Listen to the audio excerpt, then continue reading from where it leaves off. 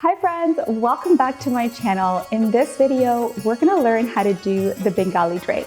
And I say we because in all of my research on how to do the Bengali drape, there are so many opinions and versions on how to do it properly. So today I'm going to share with you one version that I think is beautiful. I would love to hear your comments below on other versions, or maybe there's a version that you know that I can attempt in the future. For those of you new to my channel, my name is Tia, and my love for saris started when I was just a little girl. I would watch my mom get ready for school. She was a school teacher and she would wear saris every day. And even though we moved to Canada when I was still a little girl, I absolutely love saris. And through these videos, I hope to share my love for saris with you. It's a way that I connect to my culture, my identity, and my mom. So let's get started.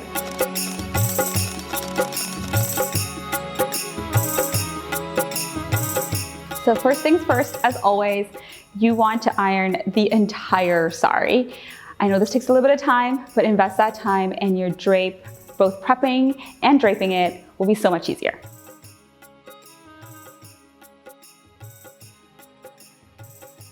Look at this pallu. This is a scream royalty. Once you're done ironing, you want to pleat the pallu. So I'm just gonna put it over the ironing board, grab a couple of safety pins, and let's get pleating. Pleating is super easy. All you do is decide the width of the pleat that you want, and you pick up that width from the edge in the same spot. Approximately, doesn't have to be perfect. So again, I'm just gonna pinch in approximately the same spot and lift up the fabric and lay it over the next layer or pleat. So each layer is making a pleat. And as you go, you just wanna make sure that you're happy, and you wanna make sure this edge isn't peeking out over the topmost pleat. So you don't wanna see this. You wanna make sure it's hidden. You can adjust as you go along. And as you can see, they're kind of falling and coming off. So what I like to do is every 2 to 3 pleats, I'll pin it down so I don't lose my hard work. Okay, so I have about 3 pleats here. I'm gonna pin it down.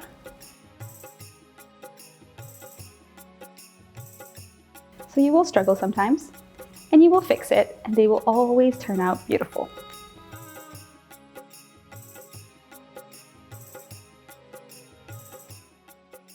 You can also just guide it with your hands if you're not happy with how it's turning out. No problem. You make the rules, and you can do whatever it takes to get those pleats.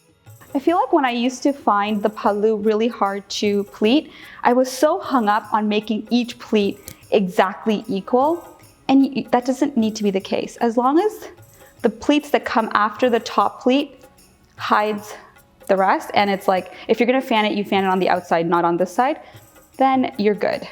And you can do whatever it takes to ensure that you don't see any edges here.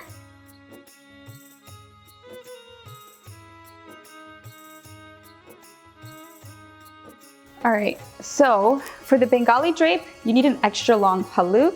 So I'm just going to kind of extend these pleats, hold where the last safety pin is with one hand, and just kind of guide the pleats, and then put it down and pin them down. And then they just magically all fall into place. And I'm telling you guys, ironing the entire sari makes it that much more easier to do this, because if you have folds in the sari, it's so much harder to get the fabric to do what you want it to do. So you might be like, oh, she's making it look easy. Trust me, iron your sari before you start doing this, and you'll be like, I'm a pro too. So these little things that you can do to really up your game. Once you've got your extra long pallu, you don't want to iron anything just yet. What you want to do is put it over your shoulder. And for the regular navy drape, I wouldn't go this far. I would pretty much stop at my ankle. But because this is the Bengali drape and you're going to do something with the pallu, basically grazing the floor right now, what I'm going to do is undo that last pin. And I'm going to start with the end in mind. And I think this is the secret to the Bengali drape, or getting it right. You want to just pick up the corner and put it to your right shoulder. And then you want to turn around and see if you like how that drape falls, where that drape falls. If you think it's too short, so for example, let's say I brought it up like this and my pallu was this long. I'm gonna take this up. And you could leave it like this, but I personally think it's not dramatic enough. So that's what the longer pallu does. So that's totally up to personal preference. And so I'm gonna leave it a little bit longer. So I'm basically leaving it to like graze the floor.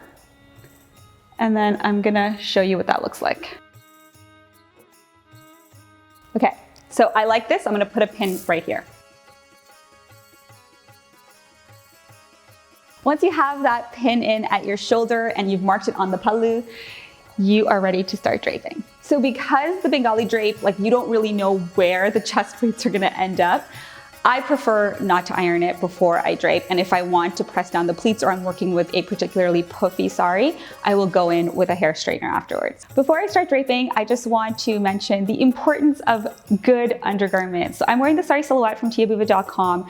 We have an elastic band and a drawstring that's made out of cotton, and it's super sturdy that will hold a heavy silk sari in place. The material we use is super stretchy, so it gives you the shape and the comfort, but it's also super stretchy and you can sit cross-legged and do all the things. So make sure that whatever petticoat you decide to wear, it will hold the sari in place, but it will also be comfortable and easy for you to move in. You want to start the drape by tucking in the non-fancy end. You want to make sure that the end lightly grazes the floor. It's not too long so you don't trip over, and it's not too short. You want it to lightly graze the floor, and you want to tuck it in very flat. So you don't want to scrunch this top bit like this. You just want to tuck it in very flat, and then do a twirl and tuck in as you go. I feel like I take more care in the front tucks than the back. And if you have any tassels like I do with this sari, just make sure you're doing an extra tuck to make sure that the tassels don't show through the bottom of your sari. And then I'm just gonna tuck that in and then go to my pallu. And the biggest difference between the Bengali drape and the Nivi drape is that with the Nivi drape, I would bring it around and then put it over my left shoulder. This, I'm just gonna put it right on. So that safety pin where I marked the pallu or the shoulder, I'm gonna leave it there. And then what I'm gonna do is take very wide pleats. And you just go back and forth, tucking it in as you go. And especially with the Bengali drape, it's super important to make sure that you're tucking in super flat because there's layers all up the front of your drape. And once you get to the end, that you have like this much, and I would say enough to kind of like wrap around the back, what you're gonna do is fan out your pallu and make sure that the pin is where you set it.